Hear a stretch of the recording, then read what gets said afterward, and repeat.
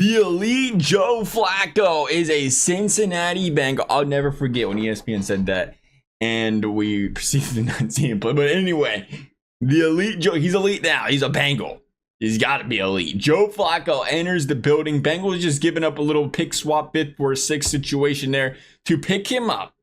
And he's going to get a chance to come in here for the Bengals, learn the system hopefully quickly, and make an impact for this team. We're going to talk about what I think we want to see out of Joe Flacco, not Joe Flacco as much as what we want to see out of Zach Taylor or what we want to see out of Dan Pitcher.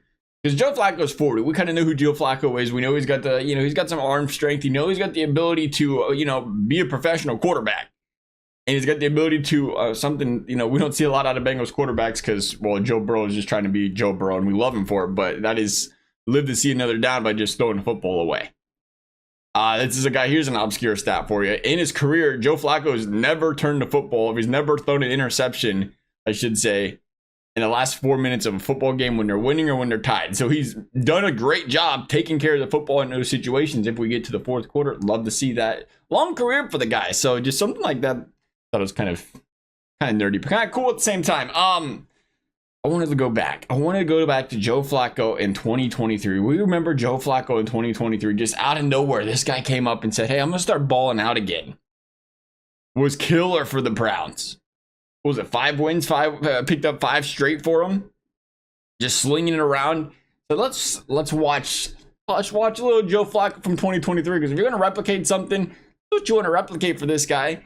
And the very first thing you'll notice, virtually every play he had was under center. It was in play action, mostly play action, where you were seeing him pick up chunk plays, make big plays for the Cleveland Browns. And his 113 passer rating under center versus his 80 passer rating in the shotgun that season also tells a tale. But hey, it goes further than that. In his career, he's got an 89 passer rating under center, 81 in the shotgun. But to me, right off the bat, I look at that and I say, what can we do? This isn't about me. This isn't about me. This isn't about me, Zach. I'm Zach Kill. This ain't about me. This ain't about what Dan Pitcher wants. This ain't about what I want. This is what my quarterback wants. This is what I can do to build confidence.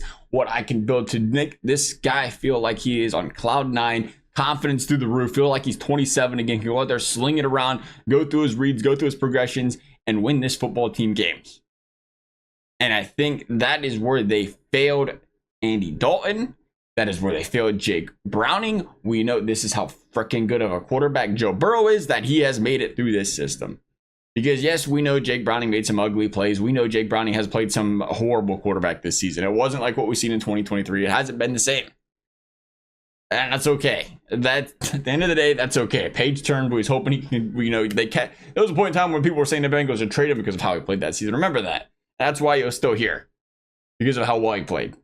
Unfortunately, it didn't turn out again. But at the same time, it's pretty easy to say, we talk about play action numbers. Jake Browning's plummeted all the way down to 35 passer rating this season under play action. Why?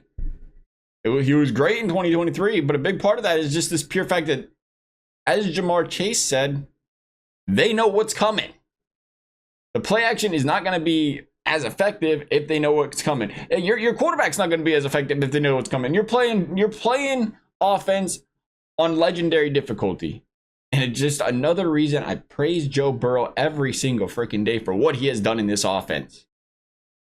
Because when your wide receiver comes out and doesn't blame your quarterback and says, hey, the chemistry's just not there, and he instantly takes that subliminal shot at your coach saying they know the play call that's coming in, they know what we're going to do, you know there's a problem on the field with play calling.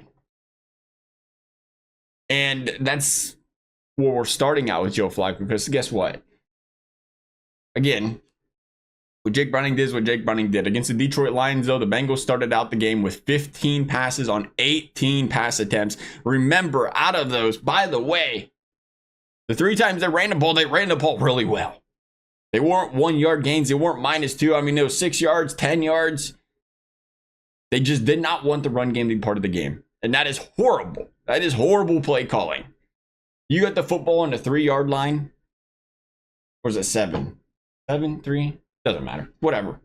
Your defense, forced to stop. You start the ball deep in your own zone. with a backup quarterback who has been struggling. What do you do as a coach? You say, oh, instead of running the football, trying to get us out of our back end a little bit here, get a little momentum, you ask your backup quarterback who has been struggling to make an anticipation pass to, again, it was Jamar Chase, but it was a timing pass. Those passes are not good, easy backup quarterback style passes. Build the confidence when you're, it's those, you got to get the ball out on a break. You got to get it out perfectly timed, or what's going to happen? They're going to jump the route. They're going to interception. What happened? He jumped the route, got the interception. It's little things like that where you watch these games and you can tell that Zach Taylor's just not putting his quarterback in a position to be good at what he does.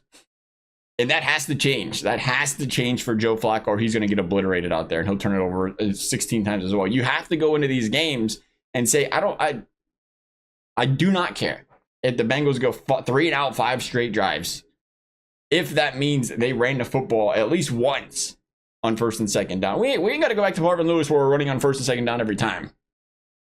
But at the same time, we have got to run the football and force teams to respect the run. 15 of 18 is wild. The play action's irrelevant. That's why he struggles with it. He was, again, dominant in 2023 under play action, terrible this year. Part of it is because, hey, team's new, backup quarterback, they're going to run the ball. That's all they can do, run the ball, screen passes. So when they started doing play action, it started to open things up down the field. It brought those guys, it brought those linebackers in, it brought those safeties to bite a little bit. It opened things up, what the play action's supposed to do. This year that was not going to happen. Not with how much you wanted to pass the football and the scheme you was clearly presenting on the field. And teams knew that, so you wasn't generating the same looks offensively for your quarterback. And we know if Jake Browning could not get the ball out of his hands quickly, his progressions, his decision making was not good. Build your quarterback. Know what you're working with. That being said, I want to see Joe Flacco get an opportunity in this game. They're gonna implement a couple things. You can go into the offense. You can go into a game plan and say, here's 3 plays Joe Flacco wants to implement. Let's practice them and run them during the week. And those can be under center plays. They can be play action plays. They can be things that'll get Joe Flacco's confidence going, get him cooking, get him doing what he's got to do. But you got to be willing to do it. As a coach who does not want to give up play calling duties, who just, I don't know what he just said this week. It felt like he said, I'm going to call the plays, but don't worry.